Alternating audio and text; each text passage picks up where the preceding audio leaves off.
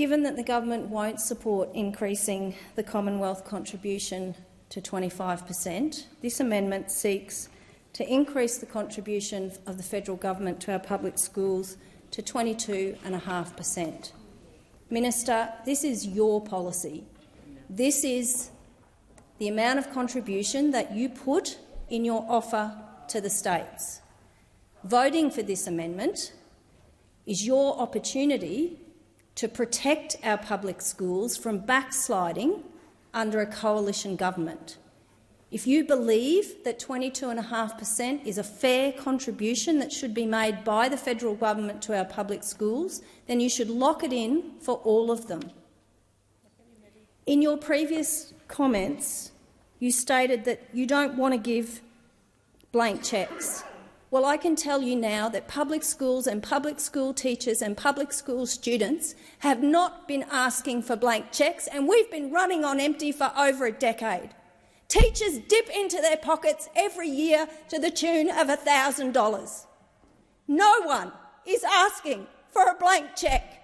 They're asking for a government that gives a damn about public education in this country.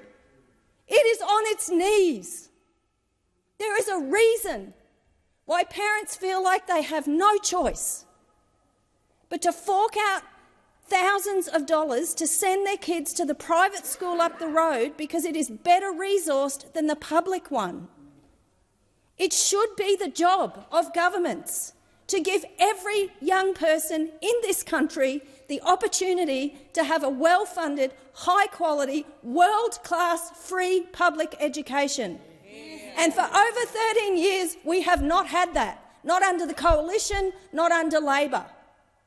You went to an election and said no one would be left behind, and you wanted and you believed in public education.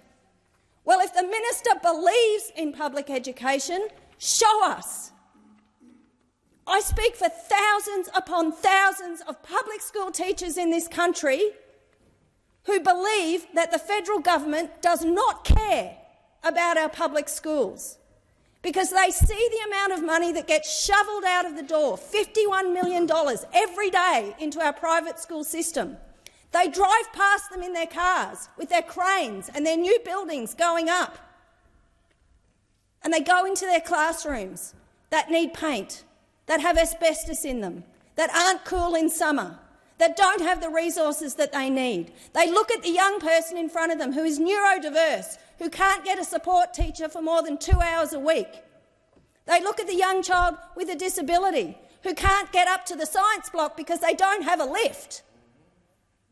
Teachers deal with this, young people in public schools deal with this every single day, and yet the teachers show up because we care about the kids in front of us. The majority of kids in this country who are educationally disadvantaged who attend our public schools, and teachers every single day, despite the fact that their governments don't care, despite the fact that they are under-resourced, despite the fact that there is no end in sight to that under-resourcing, despite the fact that they get abused in the media and by governments. I mean, telling us there's no blank cheques, you might as well just say you're not doing a good enough job. Well, try doing the job when you are under-resourced year after year after year. Teachers have had enough. And when you got elected to government, they thought that somebody cared and it was going to change.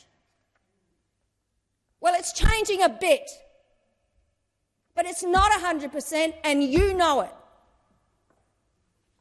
So if you really care, if you really believe that public schools in this country should get 22.5% like you've put on the table, then lock it in for all of them.